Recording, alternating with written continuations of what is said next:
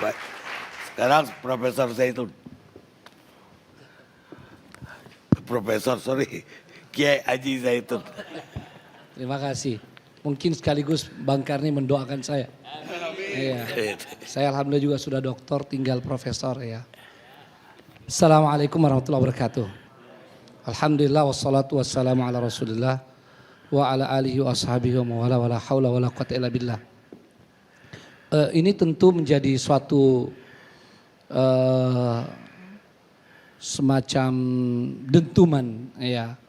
Di tengah-tengah upaya untuk membangun persatuan ya, untuk membangun kalau dalam tanda petik rekonsiliasi atau ketenangan umat setelah hiruk pikuk pilpres ya.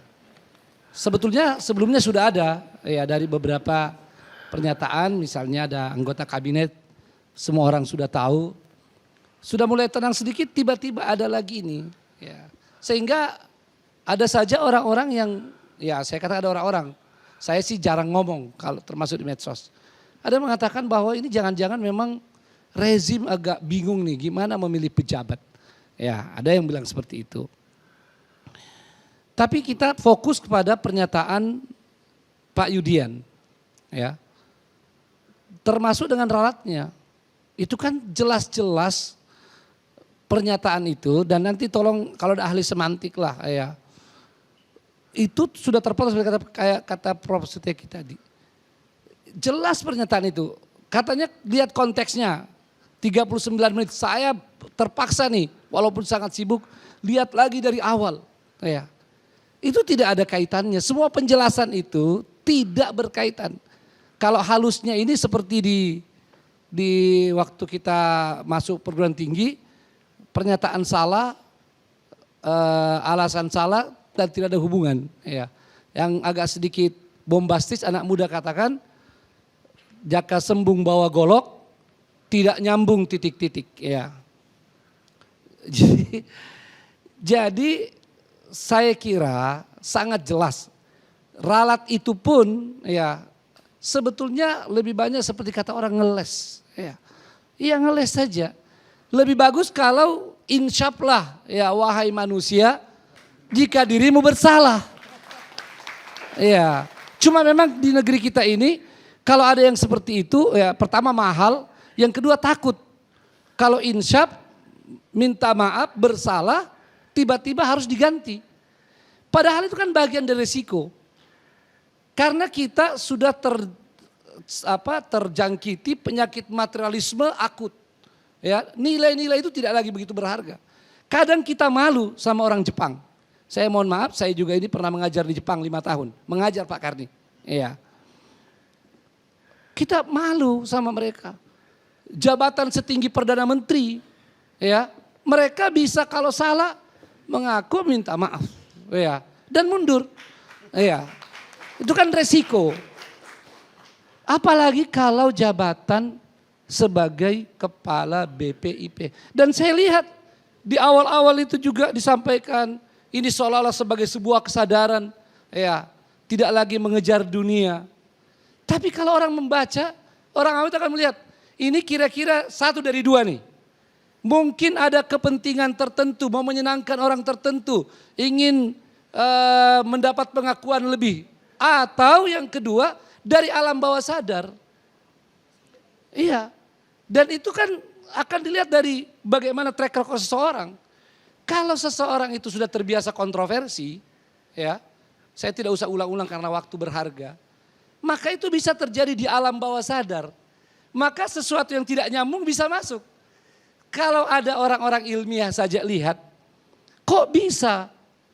Iya, kesimpulannya ke situ. Dengan mengambil contoh kasuistis tadi itu. Dan saya sudah bilang di TV One juga di Apa Kabar Indonesia Malam. Ini kalau tidak capek kita ya dan tidak mau gaduh-gaduh ini bisa dilaporkan lagi. Itu kan kesalahan dalam penilaian. Masa ijtima ya dinilai seperti itu. Mana dari ijtima itu yang menentang Pancasila? Sekali lagi ini jaka sembung bawa golok. Ya. Ijtima itu membahas masalah pilihan politik. Dan pilihan politik itu adalah sah dan sangat sah di negeri ini. Ya. Ini kadang-kadang kita heran. Ada orang mengajak kita, ayo kita main, ini aturannya yang fair gini. Kita ikuti permainannya. Tapi kemudian dia mengatakan bukan begitu permainannya. Yang mana? Ya pokoknya bukan begitu, tafsirannya harus tafsiran saya. Maka banyak orang-orang yang seperti maling teriak maling. Dia yang radikal menuduh orang lain radikal. Dia yang tidak Pancasilais menuduh orang lain tidak Pancasilais. Kalau ada keberanian, saya dulu di ELC pernah bilang, kenapa kita tidak kembali seperti kehidupan pendiri negeri ini, ya, menjelang kemerdekaan dan kira-kira satu dekade, 10 tahun dari awal kemerdekaan. Ada dialog, ada diskusi, ada debat, ya, debat dengan perbedaan yang tajam, tetapi kemudian sampai pada persaudaraan, persatuan yang luar biasa. Kita sekarang ini hanya so ilmiah, tapi menjauhi yang ilmiah. Kami sudah berkali-kali menyampaikan, termasuk pada Bapak Presiden.